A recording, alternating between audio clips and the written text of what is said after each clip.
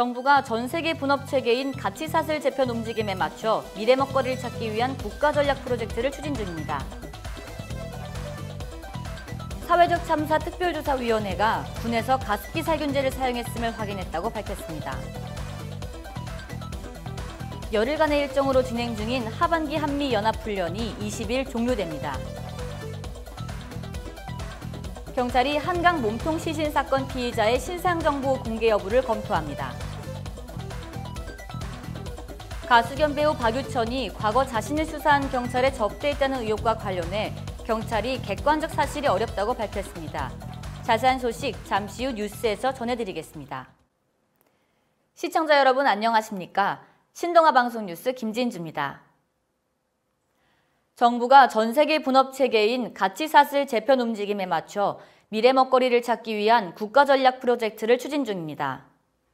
산업통상자원부는 새로운 통상질서와 글로벌 산업지도 변화 보고서에서 세계 가치사슬 변화 대응책으로 첨단 소재와 장비의 경쟁력을 높여야 한다며 이같이 밝혔습니다. 1차적으로 일본 수출 규제를 계기로 첨단 소재와 장비를 키워 중국에 수출하는 전략이 담겼습니다. 정부는 앞으로 2-3개월 안에 프로젝트를 완성해 발표할 계획입니다.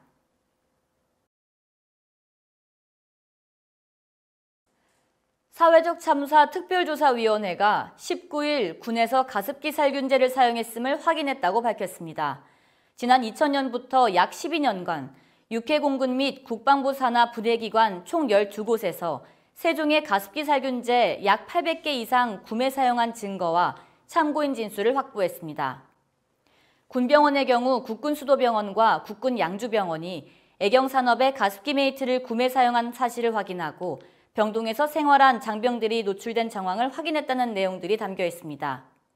특조위는 오늘 27일과 28일 열리는 가습기 살균제 참사 진상규명청문회에서 국방부 인사복지실장과 국군 의무사령관을 증인으로 채택해 관련 내용을 질의하기로 했습니다. 더불어 군대 내 가습기 살균제 사용 실태 전수조사와 피해자 신고센터 설치를 요구하기로 했습니다.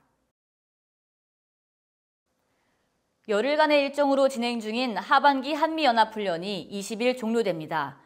군 관계자는 한미는 지난 11일부터 1, 2부로 나눠 하반기 한미연합지휘소 훈련을 정상적으로 진행하고 있다며 훈련은 내일 예정대로 종료된다고 밝혔습니다.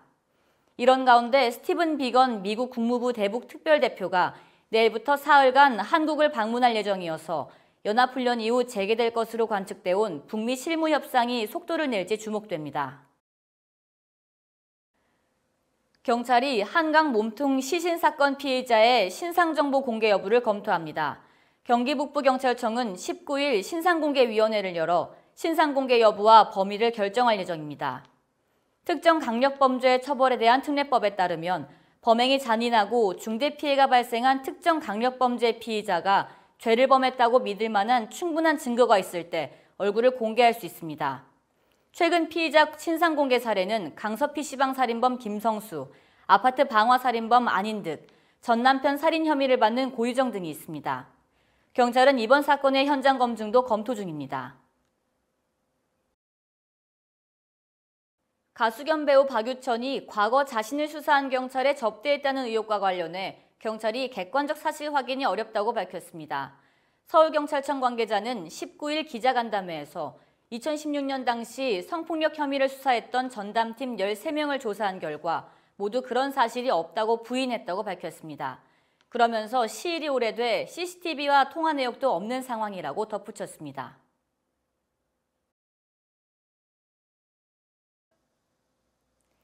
이상으로 뉴스를 마치겠습니다. 시청해주신 여러분 고맙습니다.